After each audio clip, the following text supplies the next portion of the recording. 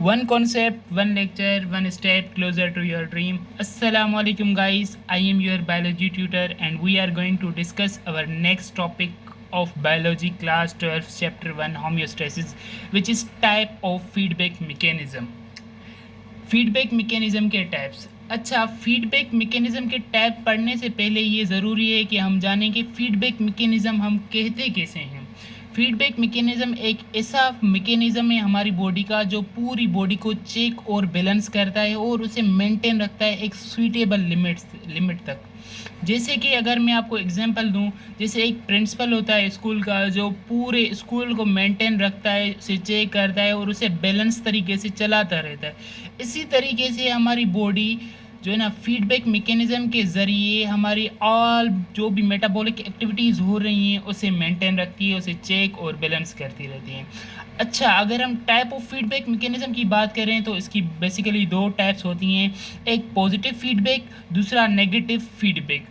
अगर हम बात करें पॉजिटिव फीडबैक मैकेनिज्म की, ये एक ऐसा मैकेनिज्म है जो इंक्रीज करता है, विच इंक्रीज और इंटेंसीफाई द चेंज। जो चेंज आया उसे क्या करता है, बढ़ाता है और इंटेंसीफाई करता है, ऊपर ले जाता है, which is occurring to body, जो हमारी बॉडी में चेंज आया है।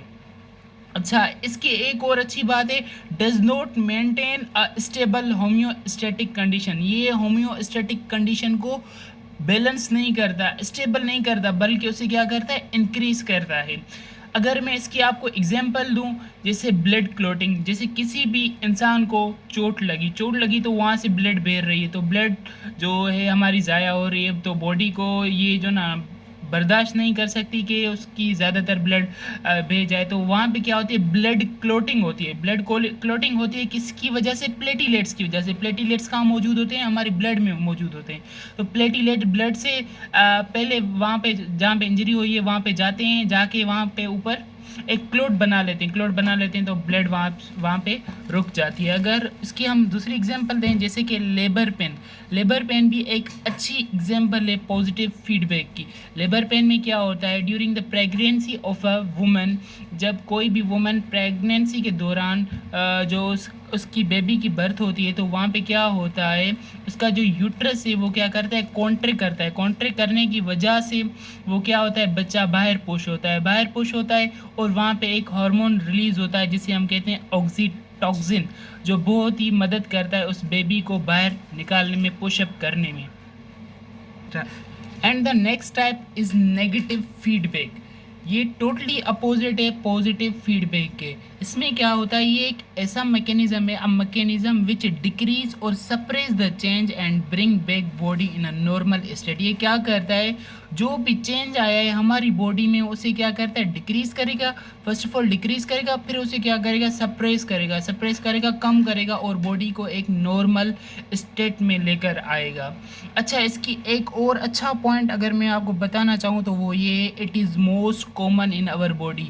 हमारी बॉडी में जो सबसे कॉमन है, ज़्यादा फीडबैक मैकेनिज्म होता है, वो नेगेटिव फीडबैक मैकेनिज्म होता है। ये सबसे अच्छा पॉइंट है एंट्री के लिहाज से, वो चाहे एमडीकेट की हो या किसी भी यूनिवर्सिटी की हो।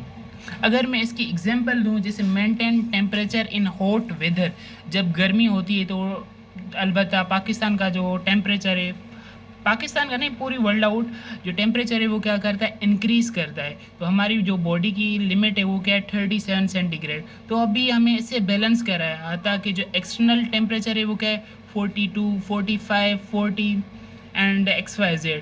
तो इसे क्या करेगा, इस चेंज को क्या करेगा, डिक्रीज़ करेगा और इसे सप्रेस करके इसे नॉर्मल स्टेट में लेकर आएगा। अच्छा, बायोलॉजी में कुछ टर्म्स होते हैं जो बहुत ही ज़रूरी होते हैं बायोलॉजी के लिहाज से। अब भी एक ऐसा टर्म है जिसे मैं आपको एक्सप्लेन करने जा रहा हूँ, वो है एक सेट पॉइंट या ऑप्टिमम रेंज। अच्छा, सेट पॉइंट या ऑप्टिमम रेंज बात सेम ये एक ऐसा पॉइंट होता है जहाँ पे किसी भी चीज़ की नॉर्मल रेंज लाई करती है। फॉर एग्जाम्पल, अगर हमारी बॉडी टेम्परेचर है 37, तो ये क्या है, नॉर्मल रेंज है, सेट पॉइंट है, ऑप्टिमम रेंज है। और अगर मैं इसकी दूसरी एग्जांपल देना चाहूँ तो वो क्या है, ब्लड पीएच, वो क्या है, 7.3 से 7.4 है।